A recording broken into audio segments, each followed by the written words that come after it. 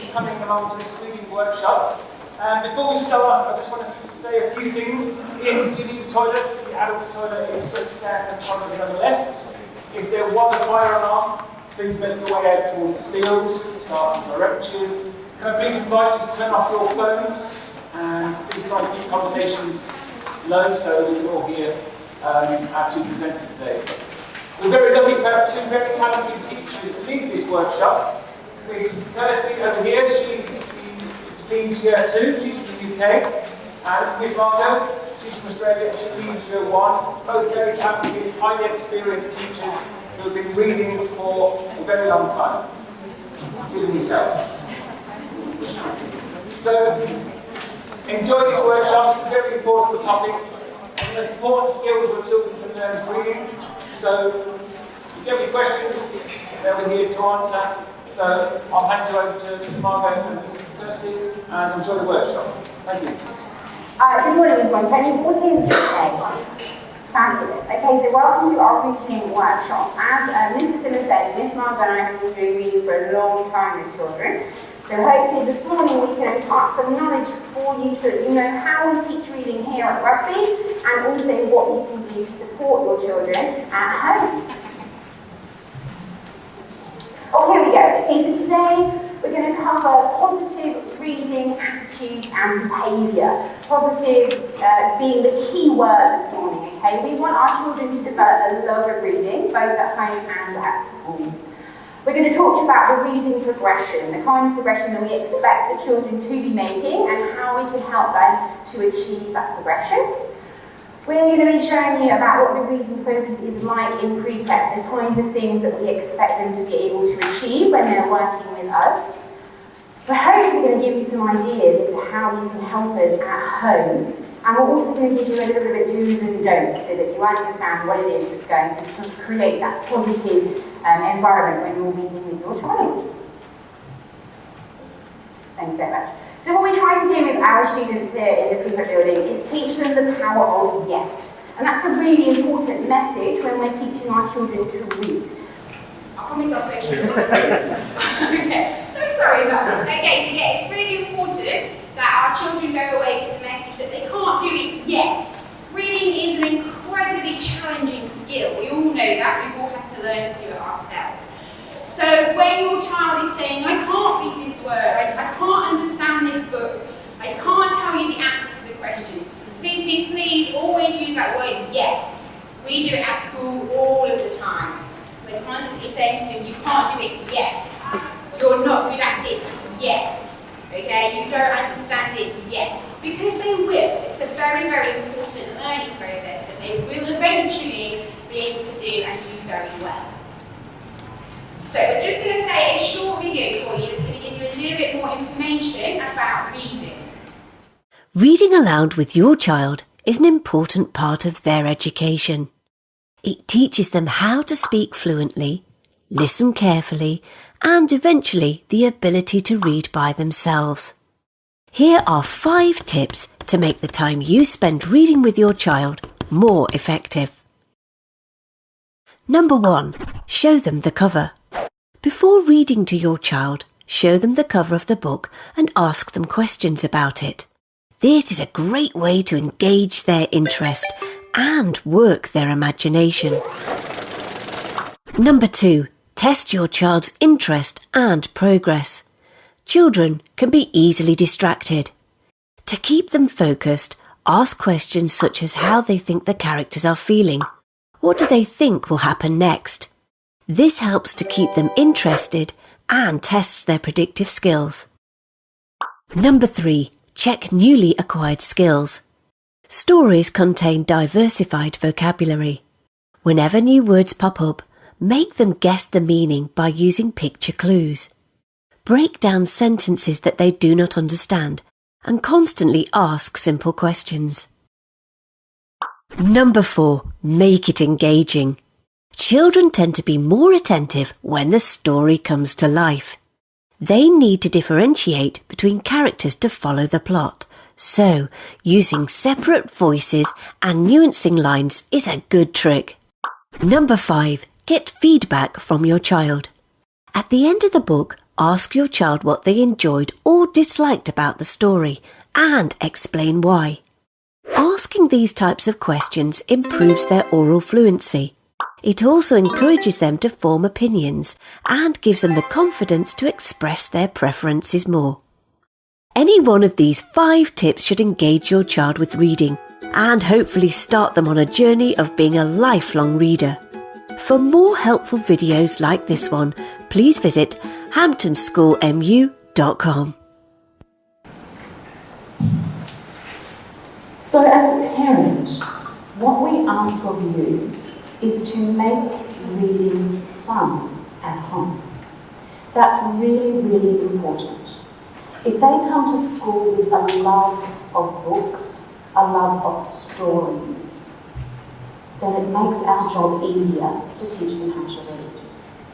So reading should not be stressful. Reading should not be an angry time. Reading should be fun, it should be full of love, and it should be interesting. It should make their mind start to wonder. It should be a time for conversation, a time to learn about what they like. So when we're looking at pre-readers in our nursery, even up to reception in Year 1, what we're doing is we're building in that love of reading. We're helping them understand how to hold and handle a book.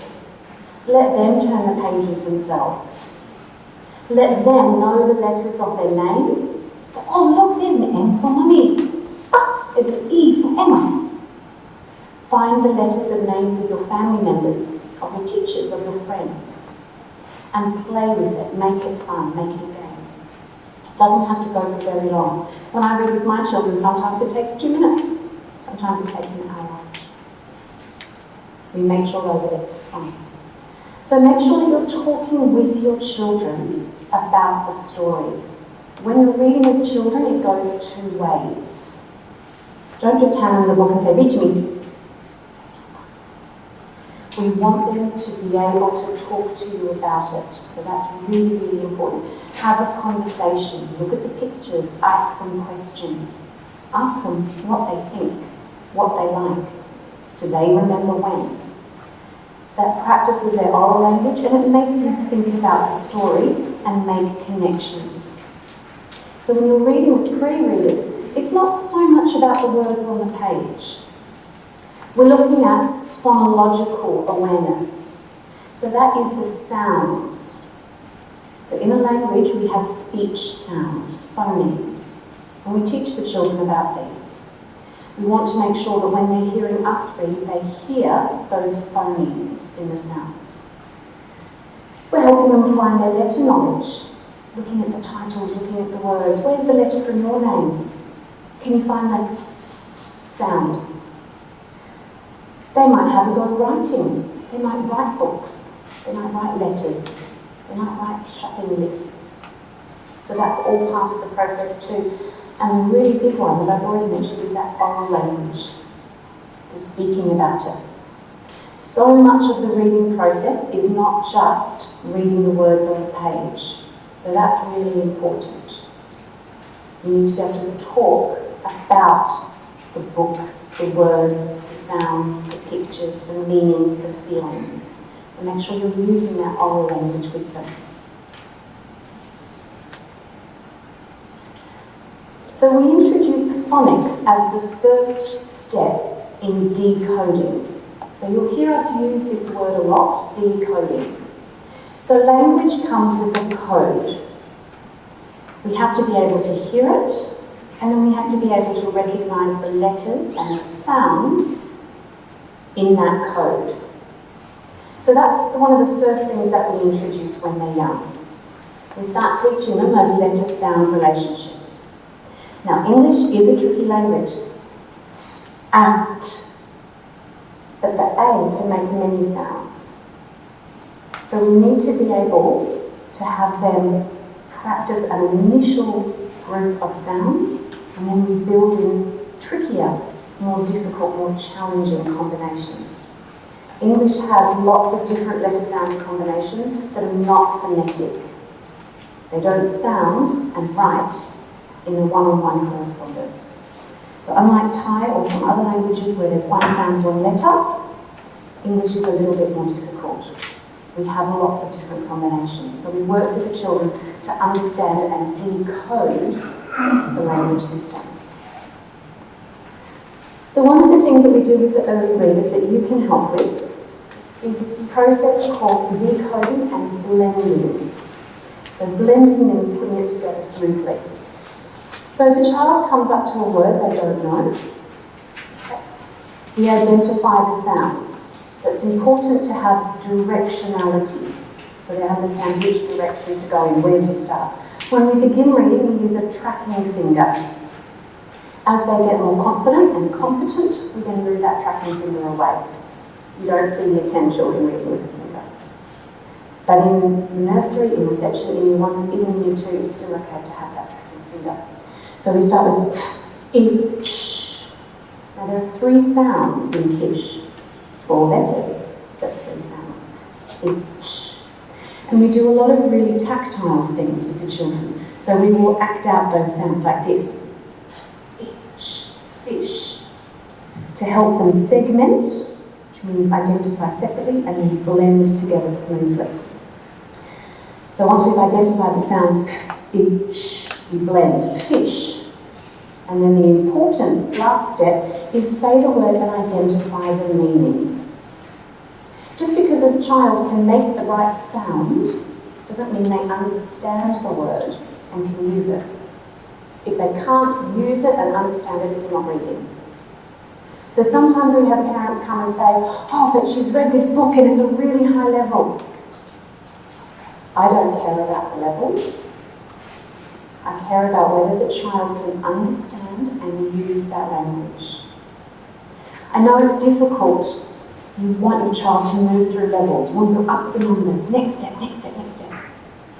But try not to obsess on levels or bands or I'm on this band, I'm on that. It doesn't help them.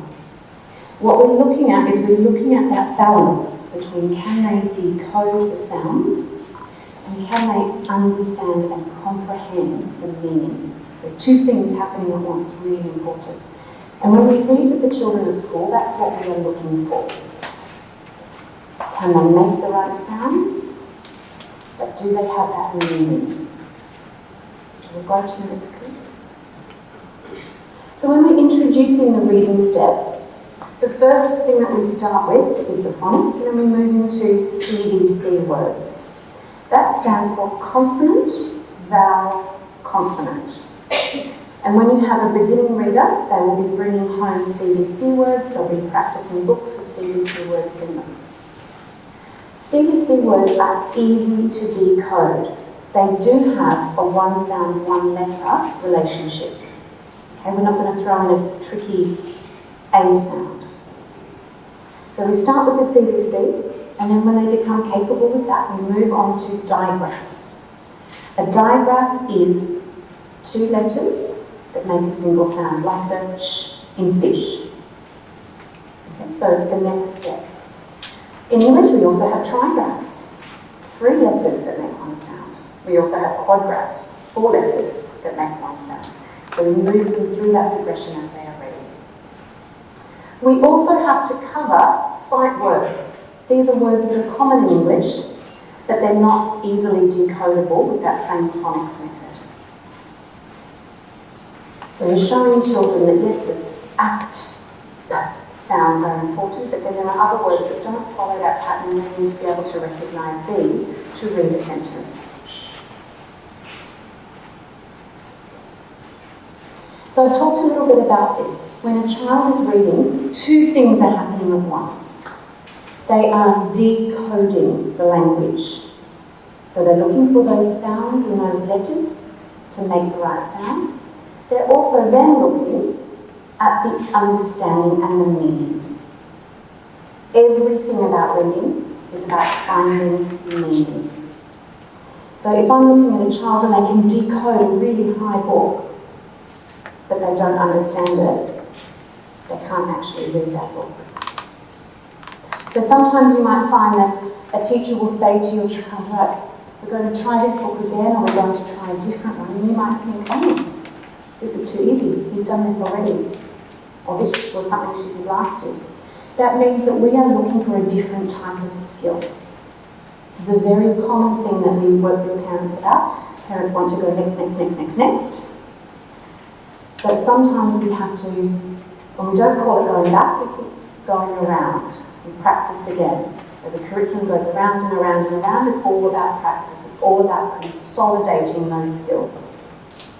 So sometimes you might find that a teacher gives them a different kind of book. And you might think, what's going on here? This is too easy. And it's because we're looking at a different type of skill. Maybe they can decode a very high level of book, but they're not yet understanding. Maybe we want them to go back and try rereading for meaning. Sometimes we want them to work on their vocabulary, or their sentence structure and their grammar, or their expression with punctuation. So there's lots of different skills happening that we focus on at different times, depending on what that child needs, depending on what they're good at and what we want them to get better at. And so ultimately, we want your children to become what we call word solvers. Okay, so maths, they're problem solvers. In reading, they are word solvers. We want them to be able to decode, but also be able to solve the different words. So as you can see from the screen, there are certain methods that we teach them and strategies that they can use to help them become a word solver. We often ask them to reread. Quite often it's instinctual for us just to tell them the word they got wrong. We'll just go, no, that says this.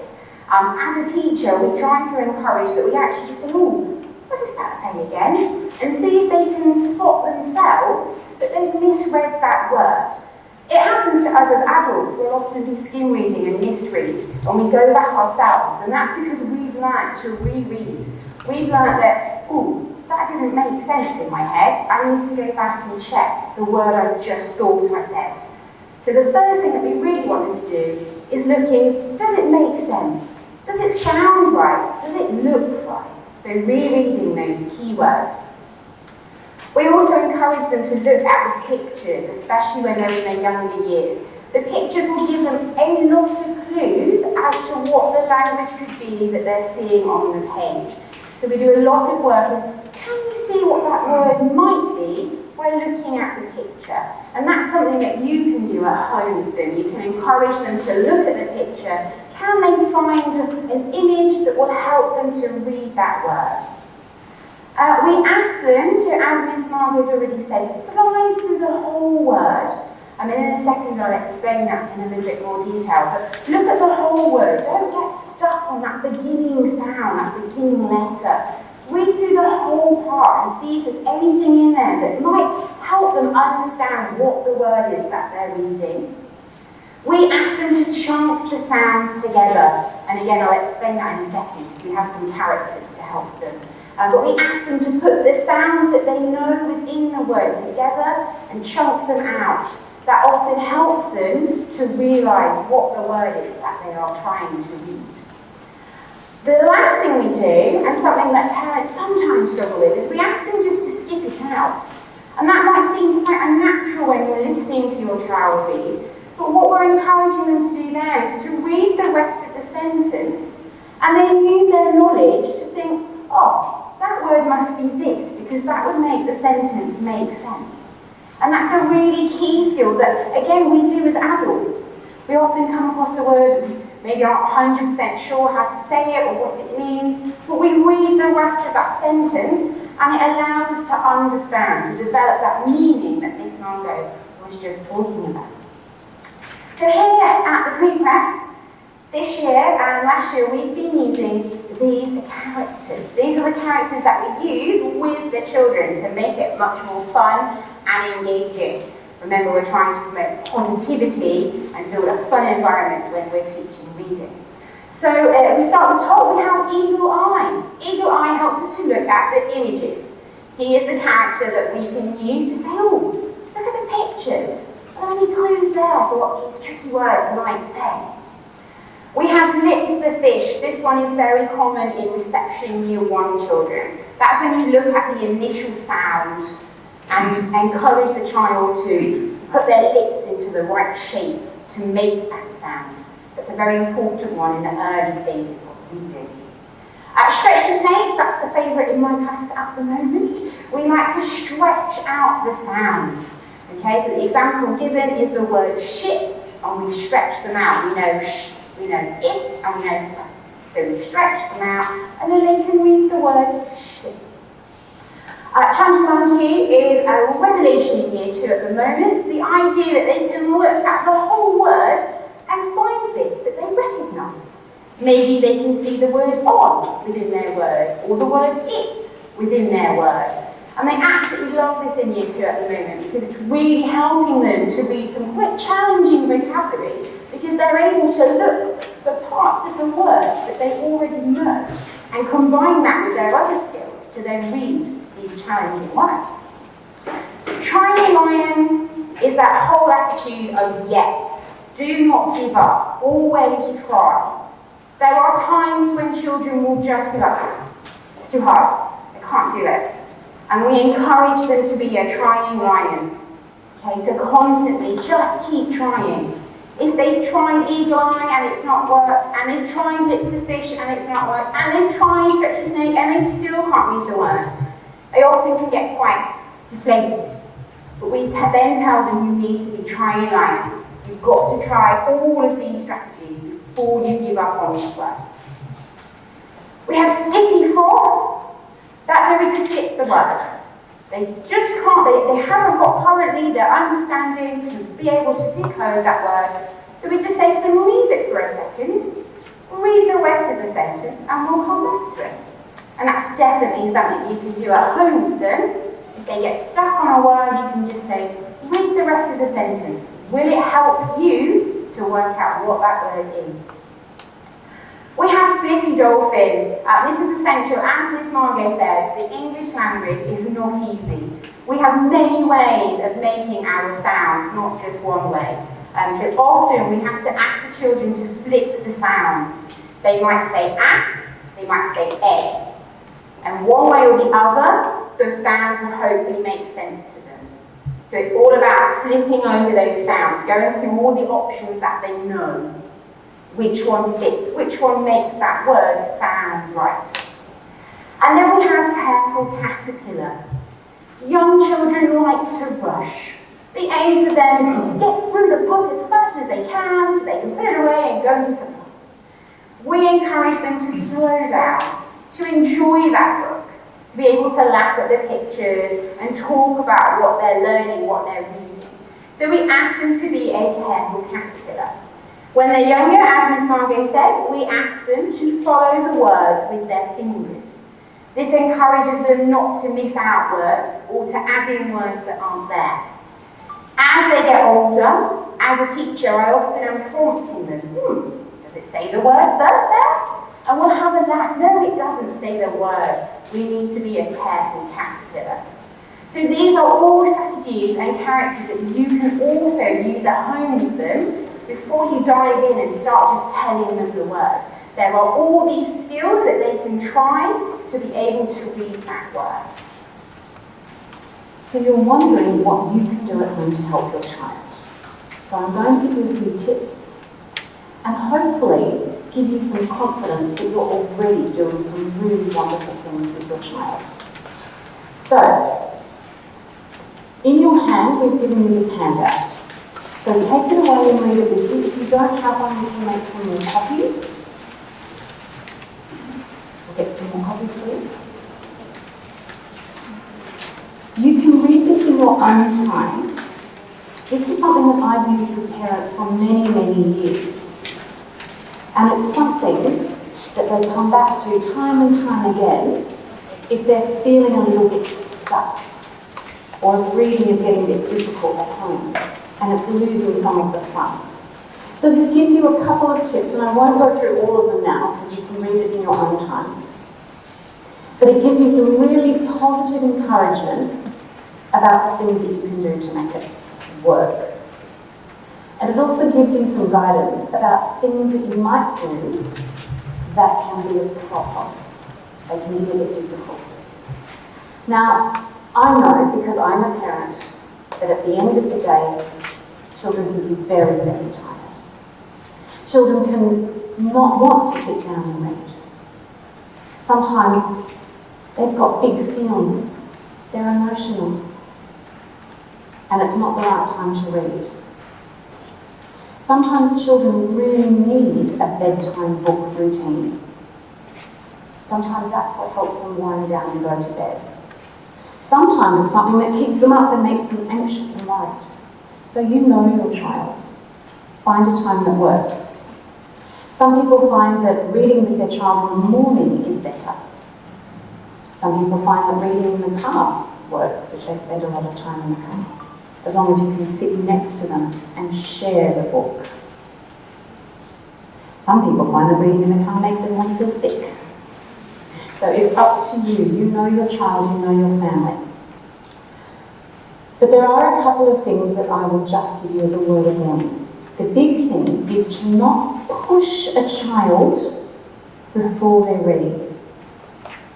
The way you make children love reading is that it's safe and it's fun and it's that time with mummy or daddy or grandma or auntie that's really special.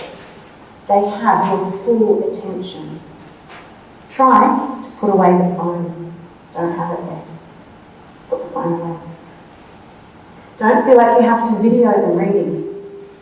Sometimes they don't like to perform. They just want to feel that love and that connection.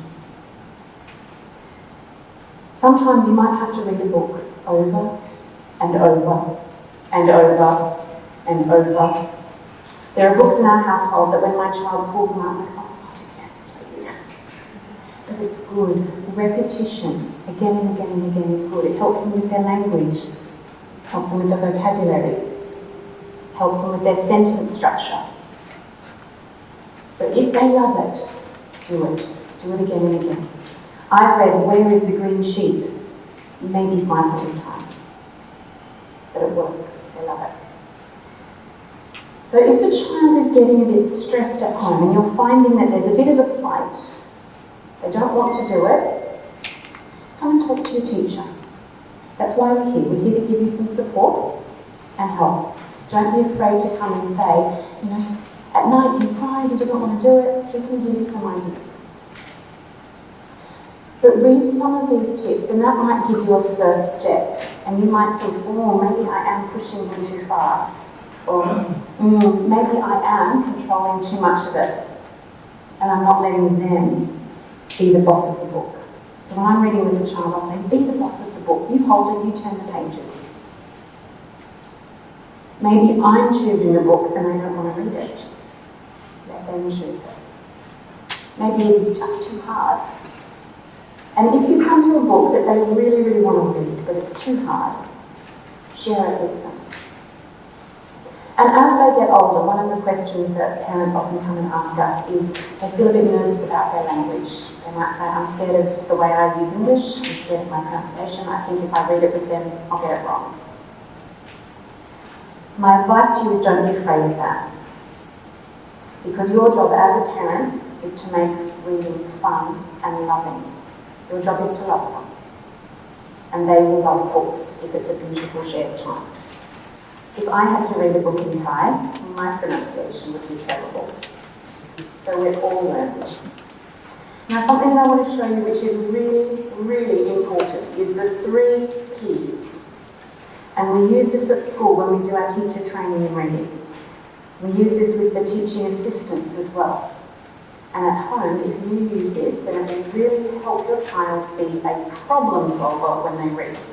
So the first P is pause.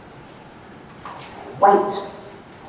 If a child doesn't know a word, they need thinking time. They need to be able to solve it in their head. Don't go rushing in to fix it for them. We're very quick to try to fix problems for children, but that doesn't help them learn. If you always jump in and you fix it, they never learn to solve their own problems. A little bit of struggle is good. A little bit of struggle is growth, it's learning, it's improvement. So please, let them struggle just a little bit. Don't make it stressful, but give them that moment to pause and think and work it out themselves. So you might be waiting for them, you might have to wait 5 or 10 seconds and you might be feeling like, oh, this is too long. That's good. That's a good time. Let them solve it. They will look at you with those big, beautiful eyes and say, please, Mum, Daddy, solve it. Fix it for me. Don't let me do any of the hard work. You do all the hard work. I'm just going to sit here. Let them solve it themselves. The next one is prompt. So a prompt is a clue. It's a clue or a cue that helps them go in the right direction to solve it. So you might say something like, try that again. Or look at the picture. Or does that make sense? Or did you skip a word? So give them a prompt to help them go in the right direction. And then praise them. But tell them why they've done a good job. If you just say, well done, good job, it doesn't tell them what they're doing right. Say to them, good job, you solved that word. Good job, you did that on your own. Good job, you worked that out all by yourself. So get in the habit of praising them specifically. Tell them what they did well so that they know for the future. If you just say, good boy, good girl, well done, nice job, it doesn't mean a lot. They don't know what they're doing well. So at school, we try really hard to give them that specific feedback so you know what it is that you're good at and what it is that you can work on.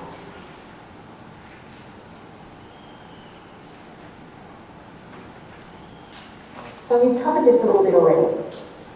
We're asking you at home to please do make reading fun. Make it special. Make it a family time. Can you fit everybody together on the couch or the sofa or the bed? Can you fit everybody in and bring all the teddies to and read a story together? And make it fun, make it special. Please don't make reading a chore or they won't like it. And it makes our job at school much harder. Leave the teaching to us, we will teach it. You make it special and wonderful at home and help them to love stories, love books, love asking questions, love conversation. And it fits together really nicely.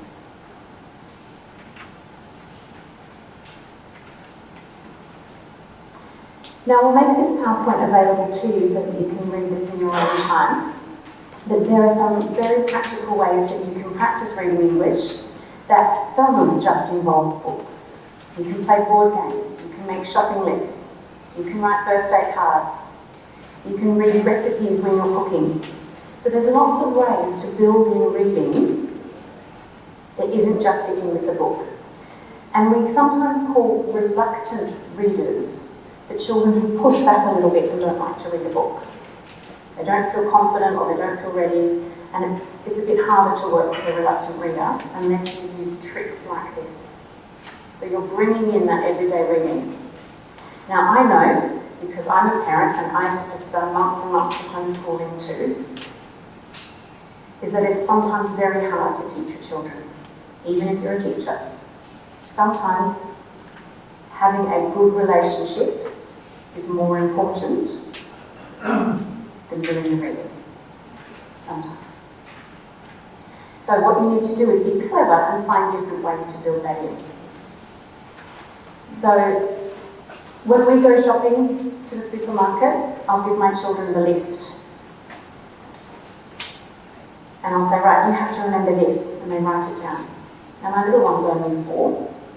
She's only just learning to read. So if we need eggs, I'll draw a little egg picture on it. But she's seeing the egg picture and she knows that we need eggs. And she's seeing the word next to it as well. So that's reading practice that she doesn't realise. And that's something that you can do as well. So when you go shopping, make a list, Draw some pictures if you know they can't read the word yet, but make them in charge of the list. Makes them feel confident, makes them feel strong, makes them feel involved. So that's really important too. So it's a bit like having a balanced diet. We talk to the children about having a rainbow plate when we read books. It's not just about reading books. It's about reading recipes, birthday cards, read the food packets and the toy packets, play the games, read the signs in the car on the side of the road, spot the letters of your name. All of those things are ways that you can build in that reading without making it very formal. So Ms. Kirsty will talk to you a little bit about our reading record book. This is a really important tool that we have here. Okay, so most of you have probably already seen this coming home with your child. In an ideal world, we'd love it to be in school every day because we are obviously trying to read with your children as much as possible. Our teaching assistants, ourselves as teachers, often you'll see Mr. Simmons might be reading with them, Miss Sarah, Miss Hannah, we're all trying to read with them as much as possible. And we want you to know that. So if their reading record could be in school every day, we will write in it, and then you'll know what it is that we're doing with your child. We will write, the strategies that we've used. If they were great with Chunky Monkey but need some help with Leaks the Fish. That way you can have that communication from us about how you can support your child further. It's also great for us because we love reading your messages. We love finding out from you that your child did really well at something, or that you notice your child was constantly skipping the words. It informs us so that we can develop the support at school as well. As the children get older, we encourage them to take ownership of their reading record. I'm constantly reminding my class that it's not up to mummy and daddy, it's up to you to put it into your school bag. So we're trying to promote that responsibility of making sure that they bring it into school every day. So please do use it, please write to us. If you worry that your English writing is not the best, don't worry, we have lots of lovely typesetting in school. I had parents last year who would always write to me in Thai, and then I would either try and translate it myself, or I would ask someone to help me.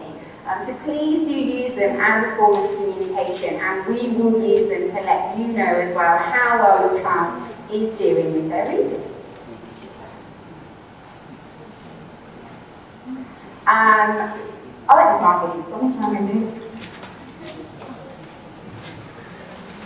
So during the home learning period, when we were not doing face-to-face teaching, lots of people were wanting native language, native English speaking texts. So these are some options. So Epic is a digital magazine, digital book library. It has lots of really great materials, fiction, non-fiction, lots of different age ranges. Now, it does have a free trial, so you can try it before you buy it. So it does have a subscription that comes after the free trial. Reading Eggs is another great one for practicing phonics, for practicing comprehension, for practicing fluency and grammar. So that's another one as well. It has a free trial.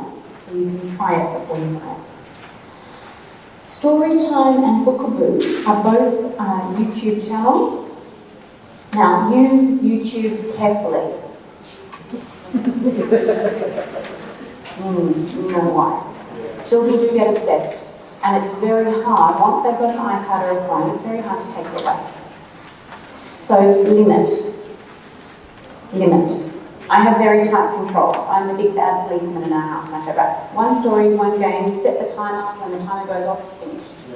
I don't care how much you cry. I don't care how much you shout. I am the boss, and I say how much. Be strong. Be strong. And if it doesn't work, say, Miss Mother says. So, we do recommend that these are options for you, but used in the right way, please. So Bookaboo and Storytime by ABC for Kids Play School Those are both great stories. Classic English literature, good stories for children that they will love, fun for the whole family, read in a native speaker's voice. So there's some options. But this is my advice. There is no app that replaces your lap. So get the children to come and sit on your lap, have a cuddle, read to them. That's your job as a mummy and a daddy, is they need to feel loved, they need to feel safe, they need to be enjoying those stories in that special time. You don't have to teach them to read. That's what we're here for. You get to practice it, you get to do the fun stuff. So please enjoy it. If you do find that you're having some problems or you're having some issues at home and you don't feel it's going right, come and talk to your teachers. Okay. Any teacher can help you. Some might find that they might say, look, I'm not sure how to help you, I'll go talk to my colleague and get some ideas. But don't be shy, don't be afraid to come and ask. Okay? Because whatever's happening with your child, we've probably seen before. Okay? Nothing is ever too strange. So please come and talk to us, we're here to help. But we'd really like to say thank you for your support. It is wonderful to see so many of you here. And there's lots of nodding and smiling and note-taking happening, so I know that you want the best for your child, we can tell. And so do we. We want them to love reading. Because if they can read, they can unlock the whole curriculum. So we really, really want them to love to read, to love to solve problems, because that will unlock the curriculum for them. Now we'll be here to answer any questions that Ms. Sarah's available to. Thank you for your time. This will be made available to you soon, Ms. Sarah, via the various channels. Seesaw, Facebook. So there's more information and you'll be able to see the slides. So thank you, Ms. Kirsty. Pleasure.